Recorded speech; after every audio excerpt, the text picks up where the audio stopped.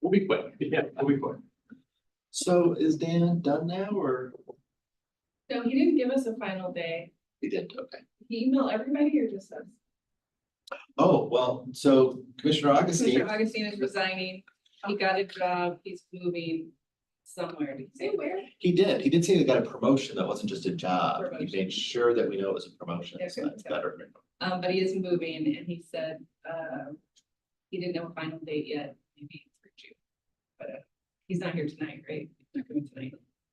So I don't. So we have at least two commissioner live. Yeah, openings to. we're live. Okay. I can talk about that one. Okay, I guess I'm calling the May 21st meeting of the Salem Planning Commission to order. Would the clerk call the roll, please? Commissioner Augustine is absent. Commissioner Fott? Here.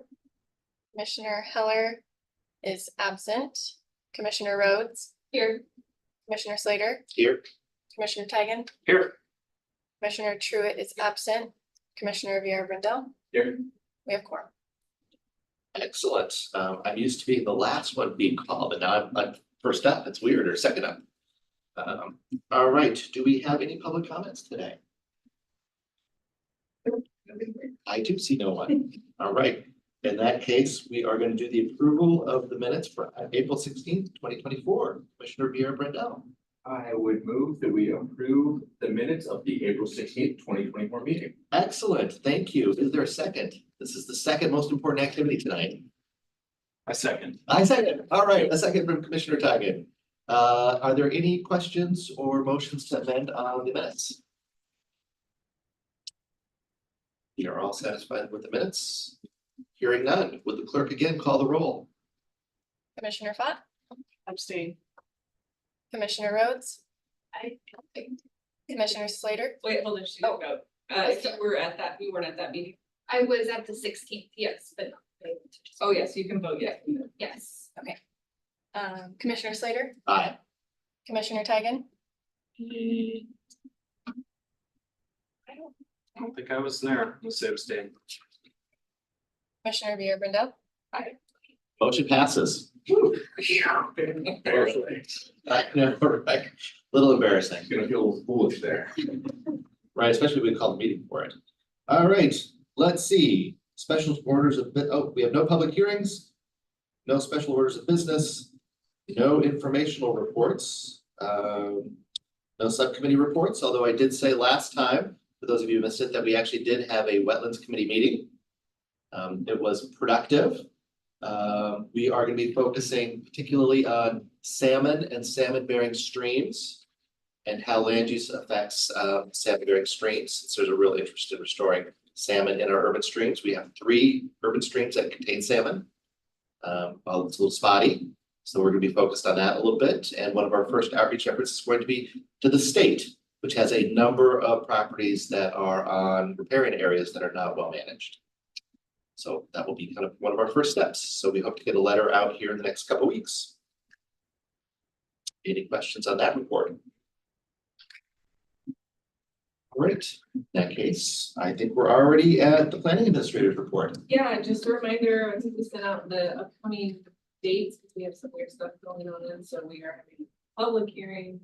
with HLC Planning Commission on June 11th.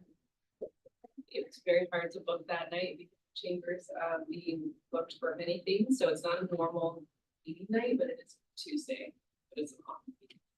So that does count as official meeting, so there's a potential to cancel June 4th or June, whatever we put in June, which I don't have. 18th. Oh, yeah, which we don't have any items for it, just, so let us know. So we have a June 17th meeting and a June 18th meeting. Well, those are normal ones, but we're gonna have an official one on the 11th, so It's the official one. you only have to have one of them, but you can have all 3. Right, but I'm saying potentially we have 2 in a row. Yes, Gotcha. yes, Okay. Okay, so the commissioners have any items to put on that. But we'll probably start with the board. Okay. And then we do have the joint planning commission city council work session. That's a Monday night and that's the one meeting at 6. The council doesn't start anything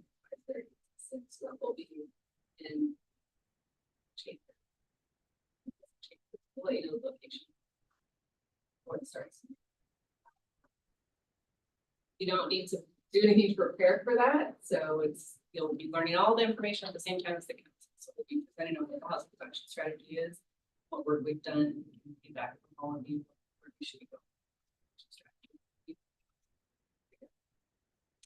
And this is the result of a state mandate. Yes, so we are required to do housing production strategy. Once you adopt your housing, needs analysis, so we adopt that with our Salem. We rezoned all the land to multifamily and now we have land 20 years inside their growth boundary for housing. Then the next step is to do the housing production strategy. So now it's like we've got the land. What else can we do as a city to ensure that housing is being built? Whether that's financial resources, it's zoning work, it's a combination, et cetera. So we're focusing a lot on financial, just because we've done a lot of zoning. So the consultant is working on it with us. Eunice is the lead on it, and we have our development staff as well that are working on it. They have the money they give out to the city. So we'll be talking about tools we already use and then other tools that are available to the city under state law that we don't use and we need to explore those financial tools and try to get feedback. Certain projects. We're going in the right direction. So is there gonna be another one? There will be eventually, yeah. So we'll do them periodically as we work through it. And then eventually it will come for adoption. With the commission and then so Even though there might be a financial aspect to it. it would be a plan, like a plan to do these things. What is our, sorry, other questions? What is, what's our production estimate or what is our expectations? What's the state expecting from us in terms of housing? But they haven't given us a number yet, Okay, all right, but they will be. right. And I understand that if we don't meet those, then there will be further requirements for us to. Yeah, they created a new housing agency within the Department of Land Conservation and Development. And they're supposed to monitor cities to make sure that they're doing things that are required of us in state law for housing. And so people can submit a complaint to them if they think we're not, complying. They also review our plans, our codes, and our things to make sure that we're complying. I think if the city is not complying, then they first provide technical expertise about what you need to be doing to comply, but eventually could lead up to them taking over. Right. We call that the Eugene provision. So they, that's a new office that hasn't really been created. They haven't done all the straight rules, how they're gonna work, so. And what is our overall housing need number? Is it tens of thousands? Yeah. Because we look out for, maybe, yeah.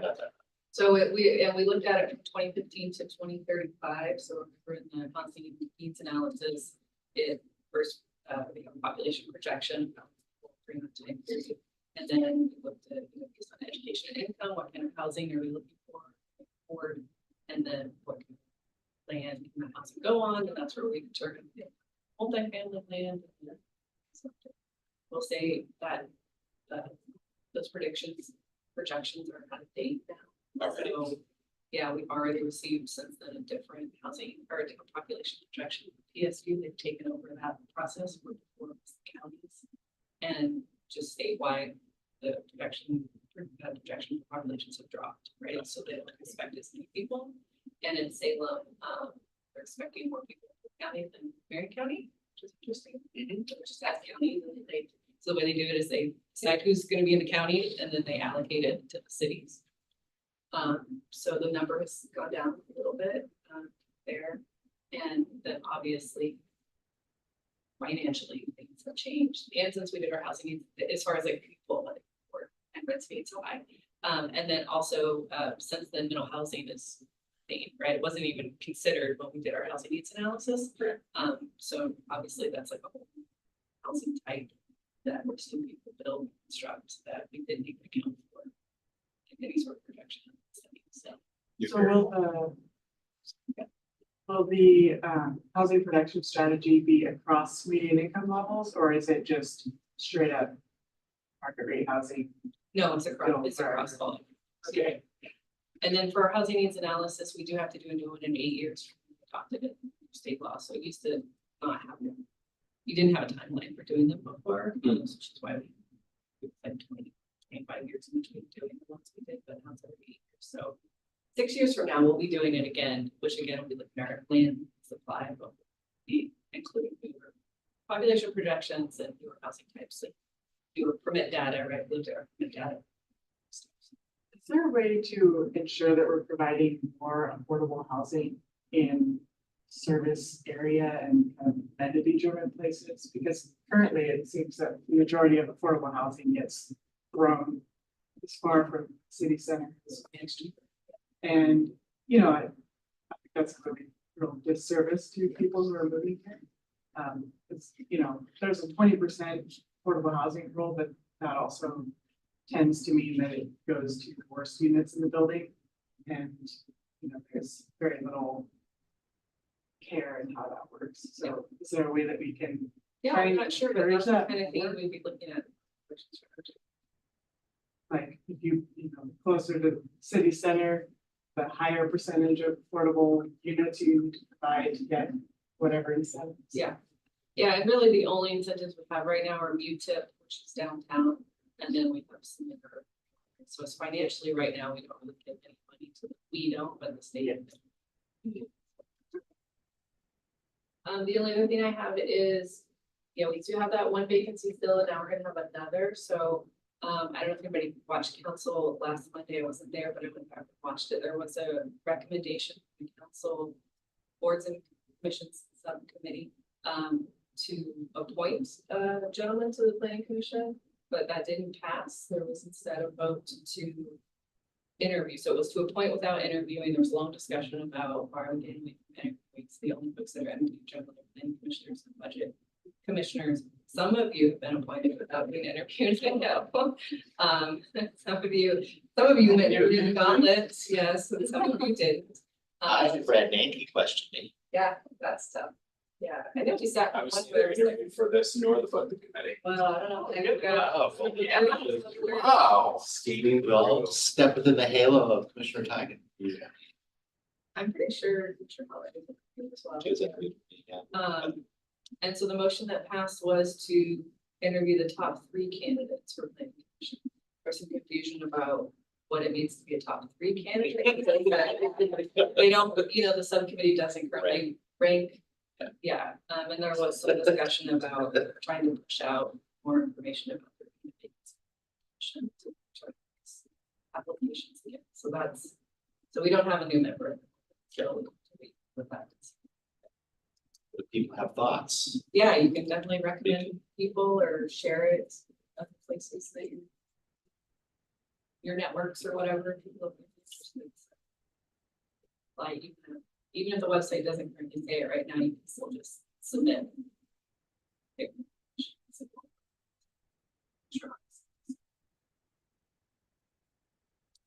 so maybe 2 comments on the housing production strategy. One is that I've read some comments made by people in the city that lead me to believe that there is some policy disagreements over the priority, over how we're prioritizing development, particularly homes versus multifamily homes or single family homes versus multi-unit homes.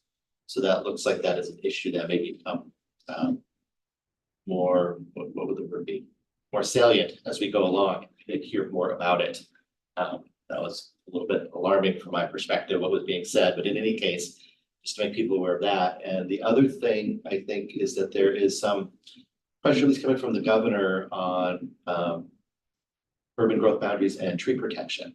So people may have been aware of that.